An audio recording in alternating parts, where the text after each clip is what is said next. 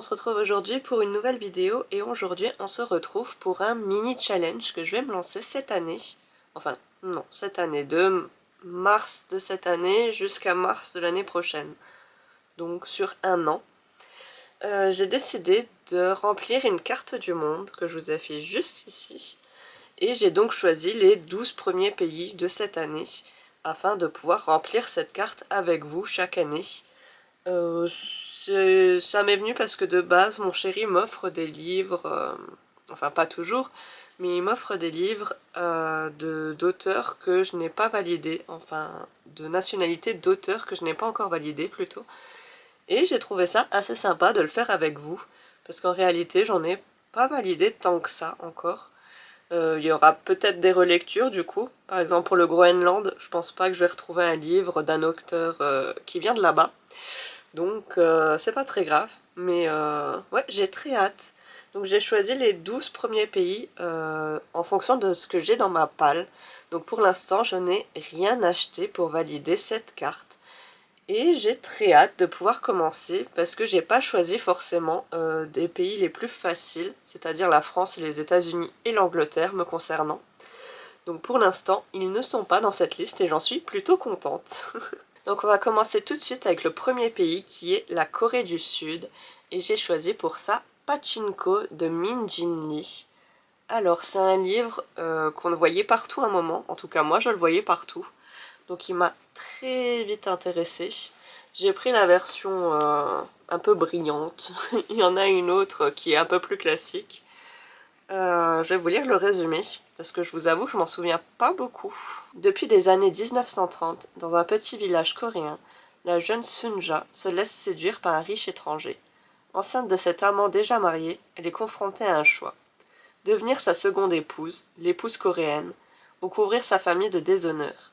Elle empruntera une troisième voie, le mariage avec Isaac, un pasteur chrétien qu'elle connaît à peine et qui lui offre une nouvelle existence au Japon. Cette décision est alors le point de départ d'un douloureux exil qui s'étendra sur 8 décennies et 4 générations. Donc il m'intéresse bien, il est ouais, pas moyen, on va dire moyen. Donc ouais, très très hâte, je l'avais acheté à un salon du livre, celui de Paris, où j'avais pu y aller totalement par hasard parce que j'étais sur Paris, ce qui est assez rare en réalité. Donc ouais, très hâte. Ensuite, deuxième pays, on part sur l'Uruguay avec le ruban rouge de Carmen Posadas. Donc là, on est sur un livre historique, encore. Là, pour le coup, il me semble que ça parle de la Révolution. Oui, on parle de Robespierre et tout. Donc là, c'est un livre, pour le coup, que mon chéri m'avait acheté pour valider ce pays. Oui. Elle est née en Uruguay en 1953, où elle a vécu jusqu'à l'âge de 12 ans. Donc très très hâte de pouvoir le découvrir, parce que j'aime beaucoup cette période de l'histoire, et j'ai vraiment hâte de voir ce qu'elle nous propose, sachant qu'elle n'est pas française, donc pourquoi pas. Ensuite, direction l'Espagne avec les 7 châtiments de Jordi Lobregat, je sais pas si je l'ai dit correctement. Là, c'est un thriller que j'avais eu dans les livres mystères à la librairie où je vais. Donc pour le coup, je connaissais absolument pas le résumé. Je l'avais juste choisi en fonction des mots-clés. Donc je vais vous le lire tout de suite. 7 victimes dans une petite station de ski des Pyrénées, 7 péchés capitaux. Alors que l'on retrouve sous la mince couche de glace d'une piscine gelée un cadavre aux paupières cousues, rien ne laisse encore présager que la liste ne demande qu'à s'allonger, ni la tempête à s'abattre. Pour stopper l'assassin, il faudra se plonger dans l'histoire tourmentée du village, lieu de passage des fugitifs durant la Seconde Guerre mondiale. Entre vestiges de colonies industrielles, monastères abandonnés et secrets bien gardés, la vengeance est un plat qui se mange glacé. Donc un petit thriller, histoire de changer un peu. Ouais, bah il me donne bien envie. Il y a un commentaire ici de Bernard Minier qui dit « Il y a dans ce roman tous les ingrédients que j'aime en tant que lecteur et en tant qu'auteur. » Donc pourquoi pas, sachant que j'aime bien les livres de l'auteur là. Donc on va voir ça. Ensuite, il s'agit d'un e-book, et avec cet e-book, on validera la Nouvelle-Zélande. Il s'agit de Accords corrompus. J'ai totalement oublié l'autrice, mais ça s'affiche ici. Je crois que c'est Sinclair, peut-être, je ne sais plus. Là par contre on est sur une fantasy. J'ai plus du tout le résumé en tête parce que c'est un livre qu'on m'avait offert pendant le Covid et que j'ai toujours pas lu. Alors que je possède tous les suivants aussi en e-book. Donc pourquoi pas s'y mettre au final. Ensuite direction les Pays-Bas avec Les Possédés de Johanna van Veen. Là pour le coup, histoire de vampire. Non, si, il me semble. Hein. J'essaye de me convaincre, c'est bien. C'est pas très grave. En tout cas, c'est la maison d'édition Le Rayon de l'Imaginaire chez Hachette, que j'aime beaucoup. J'adore vraiment les couvertures qu'ils font. Je trouve que ça donne tout de suite un petit quelque chose à la bibliothèque. J'en ai plusieurs de cette maison d'édition. J'ai lu Frankenstein, j'ai lu Les Oiseaux du Paradis. J'en ai qui traînent aussi dans ma palle encore. Mais ouais, très beau. Et très hâte de lire celui-ci. Ensuite, direction la Barbade avec Et d'un seul bras, la sœur balaie sa maison. En réalité, je l'avais déjà mis dans ma palle de février, mais je l'avais pas encore lu. Ça m'arrange en soi. Comme ça, on validera un pays que je pense est difficile à trouver. Enfin, de ce que moi je prends en règle générale dans les livres, est difficile à trouver. Peut-être que vous, vous en connaissez un peu plus que moi. J'ai prévu de lire dans ma palle d'avril des livres que j'ai pas lus dans mes palles précédentes. Donc ça tombera bien pour lire celui-là. Ensuite, on part en Allemagne. Alors, il y a un petit autocollant là, parce que je l'avais acheté en brocante et je l'ai toujours pas décollé. Donc il faudra que je prenne de quoi le faire, parce que ça a du mal et ça accroche. Donc on est ici sur Le Parfum de Patrick Süskind. J'ai vu le film, enfin un des films parce qu'il y en a plusieurs. C'est un thriller avec un homme qui essaye de découvrir la fragrance de l'amour, il me semble. Il me semble que c'est ça, hein. Et pour ce faire, il enlève des femmes. Il me semble que c'était dans ces eaux-là. Je suis plus très sûre, le film date un peu. Donc, pourquoi pas le découvrir. J'avais vu qu'il y avait un livre en voyant le film. Donc je m'y étais intéressée et puis en brocante, je l'avais trouvé pour vraiment pas cher. Donc tout bénef. Ensuite, on part en Suisse avec un auteur extrêmement connu, Joël Dicker. Et on va partir sur La disparition de Stéphanie Meyer. J'ai jamais lu de livre de l'auteur, alors que quand même, c'est un sacré monument. Beaucoup de gens le connaissent.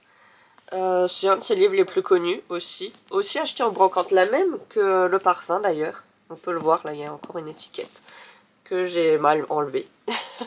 C'est pas très grave. Mais ouais, j'ai très hâte du coup de découvrir cet auteur. J'en ai beaucoup entendu parler. Donc pourquoi pas le découvrir cette année. Enfin, au cours de l'année là. Ensuite, on part en Autriche avec Quand souffle le vent du nord de Daniel Glatoer.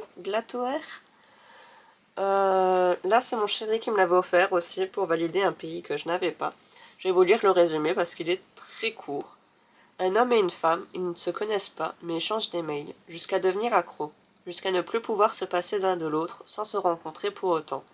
Savoureuse et captivante, cette comédie des mœurs explore avec finesse et humour la naissance du sentiment amoureux. J'en lis pas beaucoup des livres de ce genre. Je pense que vous l'avez remarqué d'ailleurs, une fois de temps en temps, mais il faut pas abuser. Donc,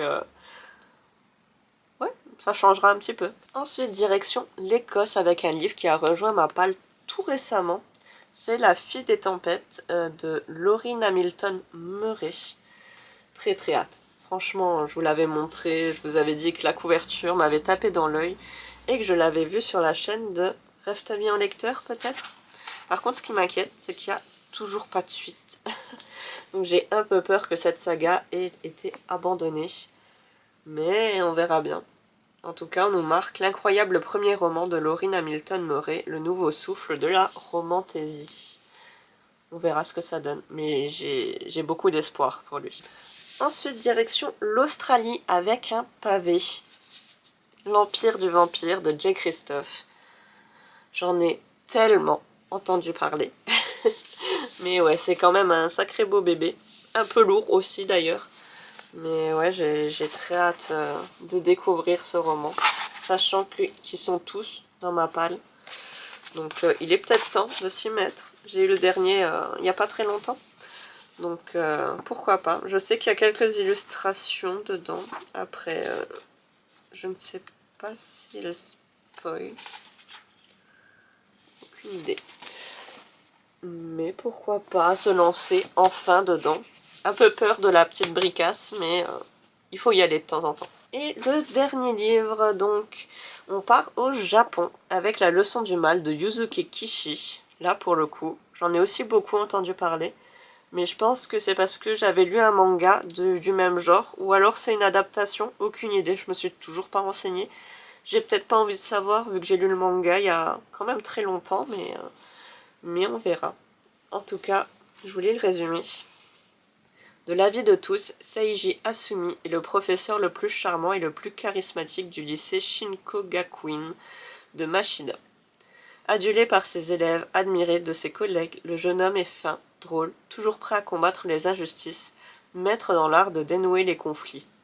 Asumi est tout cela et pire encore. Asumi est un psychopathe, manipulateur, calculateur, capable de tout pour s'asseoir sur son pouvoir. Un être violent qui n'hésite pas à éliminer ceux qui se mettent à travers de sa route. 3 élèves l'ont percé à jour, commence alors une traque aux conséquences inimaginables. Ça sera mon premier roman d'auteur japonais. D'habitude je lis que des mangas. Et je me suis dit, pourquoi pas? Non, je dis ça, mais j'en ai lu un autre. J'en ai lu un autre, mais c'était un contemporain. Donc là, pour le coup, on va partir sur un thriller. Très hâte. Franchement, il me faisait envie depuis sa sortie, donc j'espère le lire très bientôt. Et voilà, on a fait le tour des 12 livres, j'avais tout marqué, histoire de me souvenir de quel pays j'avais choisi, parce que sinon c'est un peu compliqué. J'espère que cette vidéo vous a plu. Dites-moi en commentaire si vous allez essayer vous aussi de vous challenger un petit peu. Je sais qu'il y en a qui aiment bien essayer de remplir la carte du monde, d'autres pas du tout, qui s'intéressent juste aux auteurs qu'ils connaissent ou qui sont un peu proches d'eux. Donc ouais, pourquoi pas. Ça fait quand même 12 livres. J'espère pouvoir les lire tous. En tout cas, je suis bien partie pour les 12 livres que j'avais envie de lire cette année, donc il n'y a pas de raison que cela j'ai un peu plus de mal. Donc sur ce, je vous dis à bientôt.